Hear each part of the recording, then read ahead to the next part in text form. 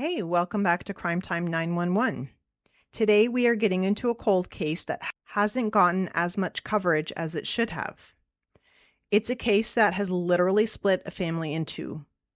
One where a member of the victim's own family very well could have been the person who took her life and left her only child motherless.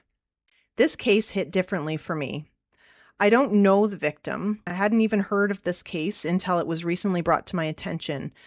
But the reason it hits differently is because this case involves the grandmother of a good friend of mine. Shanna shared her story with me after I publicly announced my podcast on Facebook with all my family and friends. So, of course, I had to ask if it would be okay for me to do an episode on her grandmother's case and help bring some attention back to it. Thank you, Shanna, for allowing me to share your story. I hope we can get some more light on this case and eventually bring closure to you and your family. Vicki Sicurella was born in Nova Scotia and was the second youngest in a family of 4 children.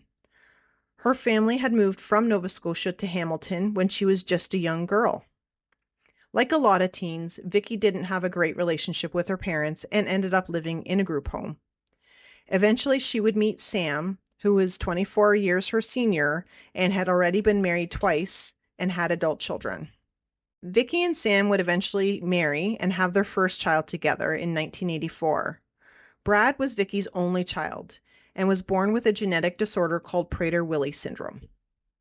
So I am familiar with Prader-Willi syndrome. I used to babysit a little girl who had this genetic disorder for a few years. She was definitely the sweetest little girl I have ever met.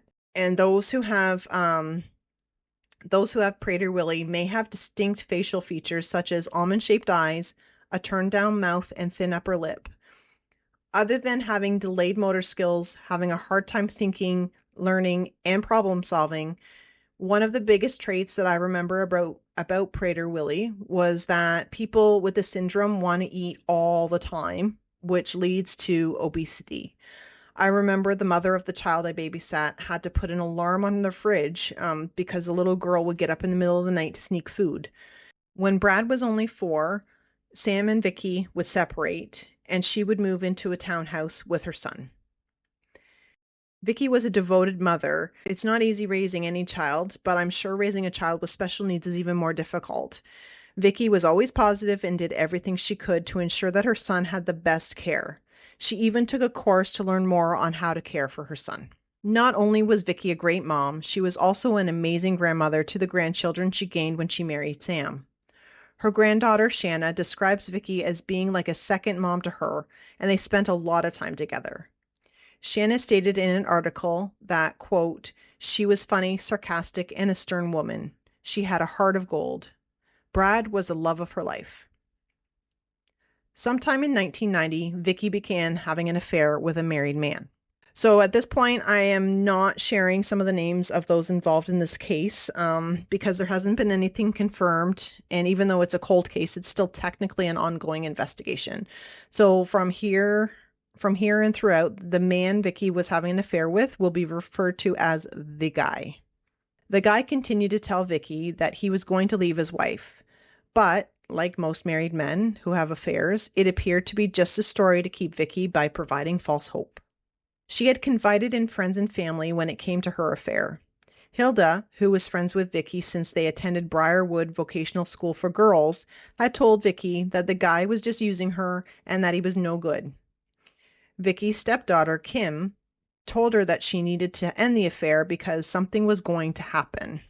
So clearly people knew that obviously having an affair with a married man is not necessarily a good thing anyway. However, I guess these people, knowing who this person was, probably already had an inkling of how they were, and clearly they had a bad feeling at the very least that something bad was going to happen.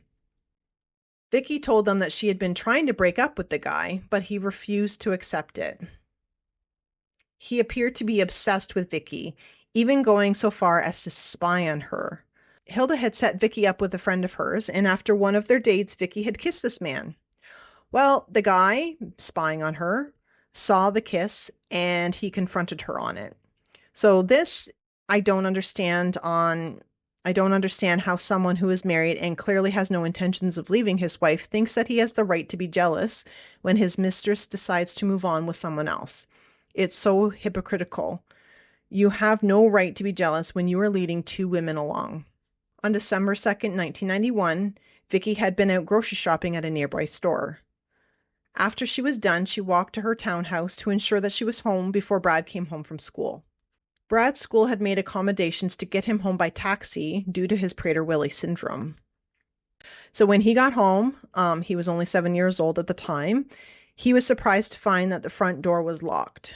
The little boy was confused because his mom was almost always home when he got home from school. So Brad returned back to the taxi and was taken back to the school. The secretary at the school started to call all of the emergency contacts on Brad's file. When Hilda was contacted by the school, she immediately drove to Vicki's house. She also had a key to the front door. She arrived at the house around 4 p.m. When Hilda opened the door, she found the house in complete darkness. All the curtains were closed. Hilda turned on the light and saw Vicki's legs sticking out from behind a wall where the kitchen was located. When Hilda approached Vicki, lying on the floor, she saw that there had been a tea towel covering Vicki's face. When Hilda pulled back the towel, she saw that Vicki's face looked bruised. There was another towel on Vicki's chest. When Hilda removed this one, she discovered a sharp object sticking out of Vicki's body. I couldn't even imagine what it would have been like to find a friend's lifeless body. Finding out that a close friend or family member was murdered to begin with would have been traumatic enough, but being the one to actually find them, I can't even imagine. I can only hope that Hilda has been able to heal as much as possible from this, and it's not weighing too heavily on her. Brad had been taken to his maternal grandparents' home that night. He would later recall that something felt different. His grandparents were not the happy-go-lucky people they typically were. On this night, his grandparents were somber. The following day, Brad's dad arrived and held a family meeting after dinner. This is when he was told that his mother was gone. Being so young and having a disability, Brad didn't quite understand. He would ask when his mom would be back. He was then told that his mom had passed of an illness and that she was with the angels.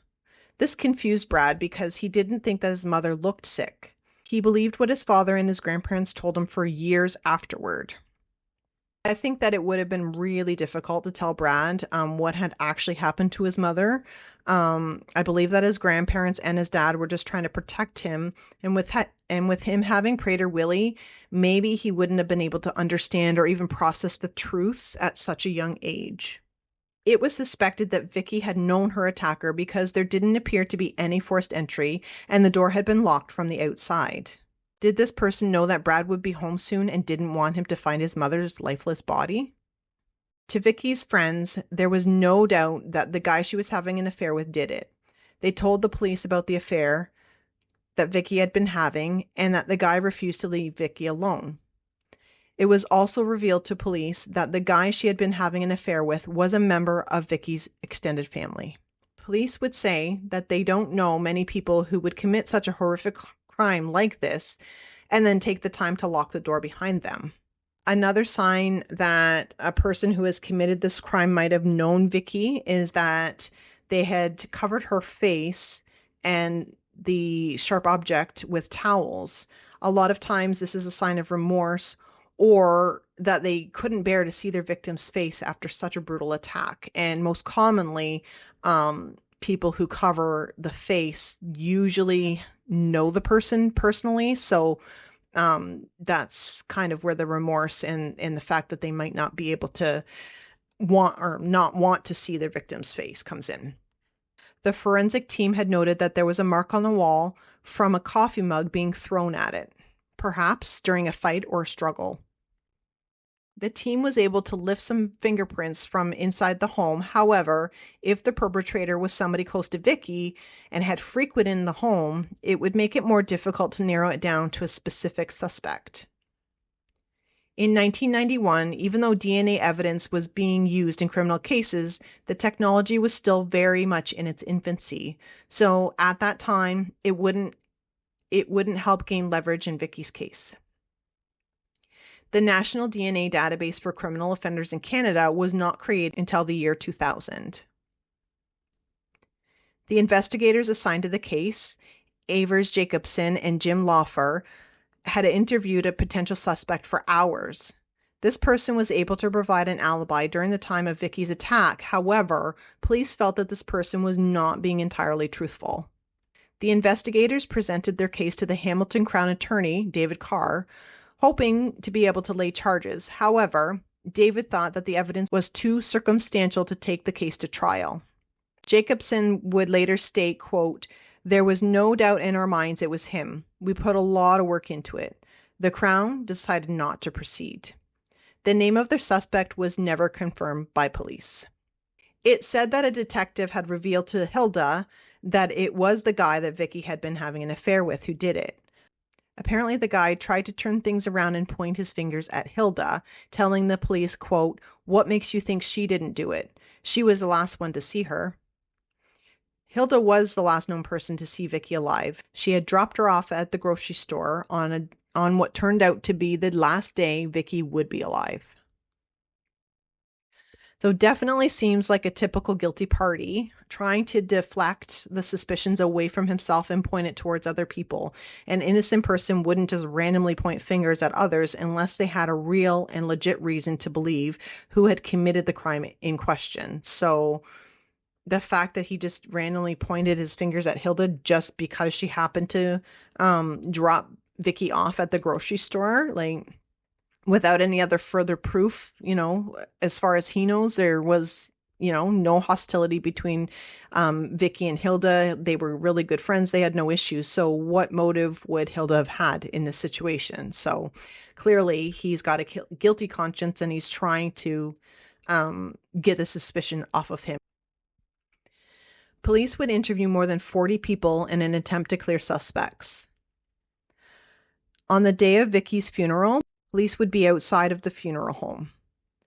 So also in a lot of cases, perpetrators will actually attend their victims' funerals or memorials as a way to revisit their crimes. They get some sort of sick satisfaction out of it. Or in this case, the suspect very well could have been a part of Vicki's family. So of course he would have to show up because if he didn't, then it would for sure raise some eyebrows. Vicki had an open casket, revealing her bruised neck and face for all her friends and family to see what this monster did to her. The guy had served as a pallbearer, which infuriated Vicki's granddaughter, who was 12 at the time of her unaliving. Hilda was also disgusted by the fact that the guy had been allowed to carry Vicki's casket. Everyone suspected he had done it, and they still allowed him to take part in one of the most important roles at anyone's funeral. At some point after Vicki's unaliving, Brad's dad would move into the townhouse to help keep everything as stable as possible for his son. Not long after that, Brad's sister, along with his nieces, one of which was Shanna, had also moved into the home with them. Over time, the relationship between Vicki's and Sam's family fell apart due to the theories of who had committed the crime against Vicki. Brad was the only one who has maintained a relationship with both sides of his family. When Brad was in the 8th grade, he would finally find out the truth of what happened to his mother. He had been the target of bullies at school over what had happened to his mother, and he couldn't understand why. This is when he confronted his dad about it. With no concrete evidence, the case would go cold. In 2007, Shanna had started to make multiple pleas, and the Homicide Unit Staff Sergeant Ian Matthews reopened her grandmother's case in early 2012. Later on in 2012, it would be announced by Matthews that they were looking at a suspect and that the case was solvable. However, a year later, on December 17, 2013, Matthews would unalive himself. This is when Shanna gave up any hope she had that her grandmother's case would ever be solved. I've heard a lot of cases where they reopen and use today's DNA technology to help solve cold cases. I don't know how much DNA they were able to get from the initial investigation in this case back in 1991, but if they still have something, I wonder why they didn't retest it. Not to mention all the information that the police had been given from Vicki's family and friends, you would think that they would at least continue to look at to look into the suspect they had in 2013. If you have any information on this case, no matter how small it may seem, please reach out to Staff Sergeant Dave Olniak of the Homicide Unit at 905-546-3829. Who do you think could have been involved in Vicki's unaliving? Was it the guy who refused to leave his wife but also refused to allow Vicki to live her life without him? Could the guy's wife have also been involved too? Let me know what you think below. Don't forget to follow, like, and share this episode. It helps more people discover these stories and keeps the conversation going. Thank you for listening to Crime Time 911. Stay safe, stay curious, and remember to always trust your gut.